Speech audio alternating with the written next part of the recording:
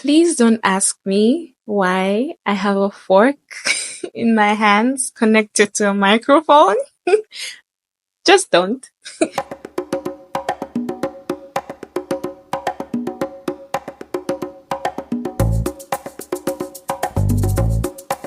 Hi.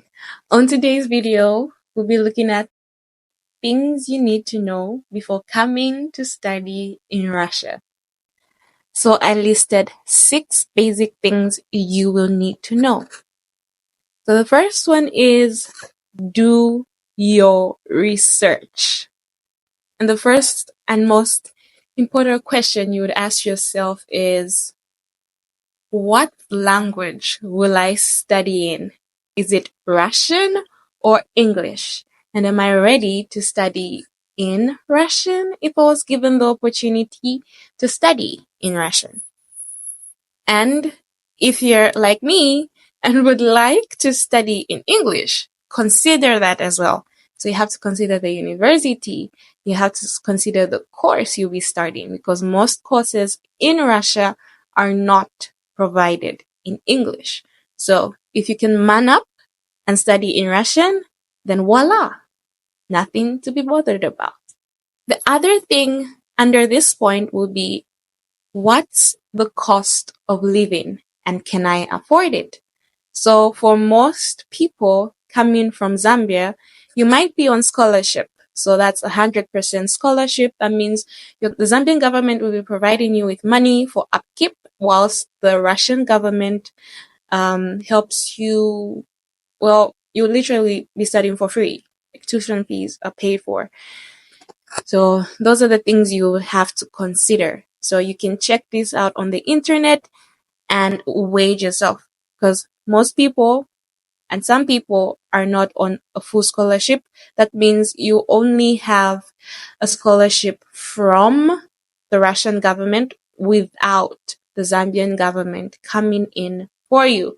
So again, consider that. Will you be able to work and study to cover up for that amount, or you will be fully focused on school? In another video, I will be talking about jobs you can do as a student in Russia, so stay tuned for that. So the other point under this point, surprisingly, will be, what part-time jobs can I do as a student? So if you do your research, you can either search on the internet or ask people who've gone before you. So there are people in Russia from Zambia right now that you can reach out to and they'll give you information. So the other thing you would have to take into consideration is, will my course allow me to work whilst studying?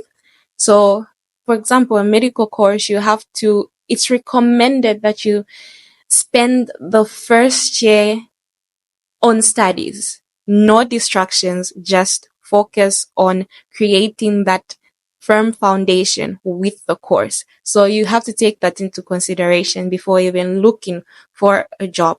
But if you can find one that's online, that's a great thing. So as I said before, I will make a video on some jobs you can do as a student in Russia, an international student in Russia. One advice I would give you is, when you just come to Russia, I'll first say, relax. Relax. Don't go too fast. Don't do too much. Study your environment. Do your research. Get to learn people. Get to learn your environment. Get to know yourself. Most importantly, what can you do? What can you manage to do? What can't you manage to do? What are your standards, your priorities, your values? Check yourself out as a person first before going into all the other processes. Just study yourself. Relax. Relax. The second thing you would have to know, and you need to know before coming to Russia, is the weather. Like, study the weather. In Russia, we have 4 seasons. That is winter, spring, autumn, and summer.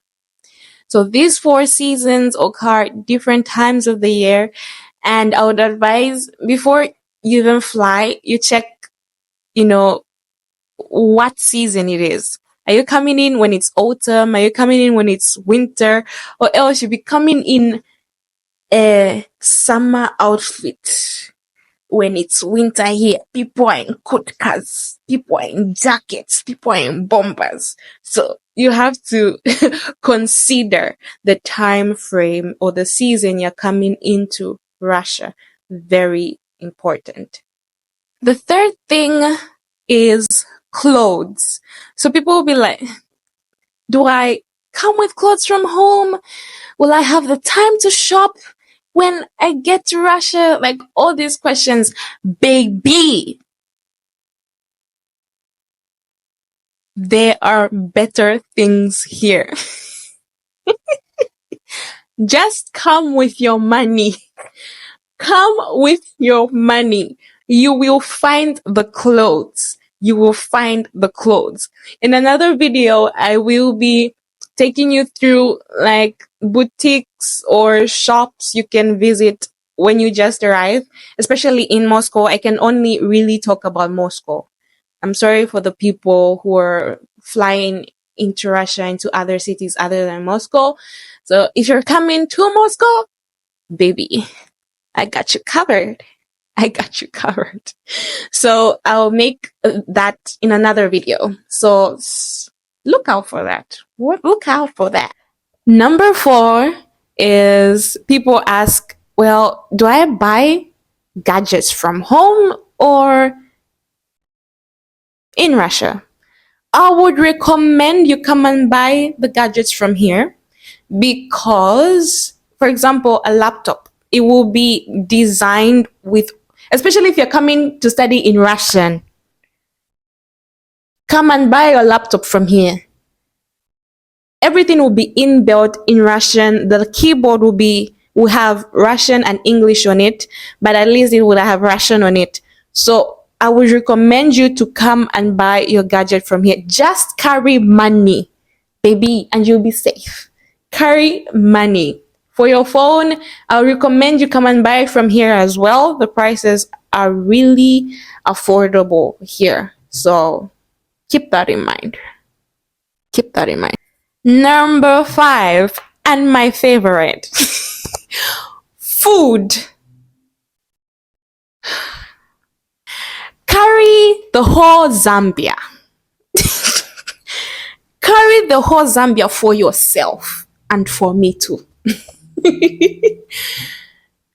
Carry your vinkovala, carry your kapenta, carry your dry fish, carry your dried vegetables, carry your favorite snacks, carry that milk, carry those groundnuts, carry those cornflakes, that cereal. Carry it, carry it, carry it. Hey!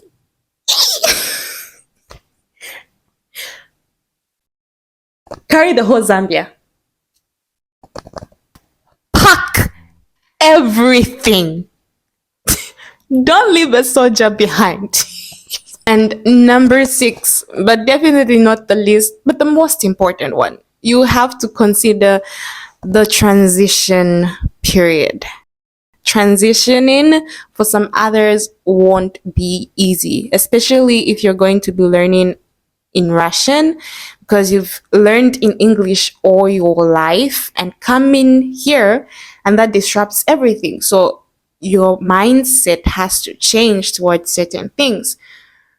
So you really have to be intentional about your transition. You need to be very intentional about that. So under transition, I'll just say you will be exposed to a lot of things here. You have a different set of friends, or maybe you will come with your own friends. You will grow, you will fall apart. Like, there's a lot of transitioning happening. Everyone is changing. Everyone wants to do what they want to do, and it's a lot. There's a lot of exposure, but I would advise you not to lose yourself, because a lot of people tend to lose themselves when they come here. They forget where they're coming from. They just forget. So I would advise you, don't lose yourself. Don't lose who you are. First, understand, find your identity, find who you are, find your non-negotiables, find your values, like what you need to say no to, your boundaries. You need to. It will help you. It will really help you. And just keep reinforcing that in yourself.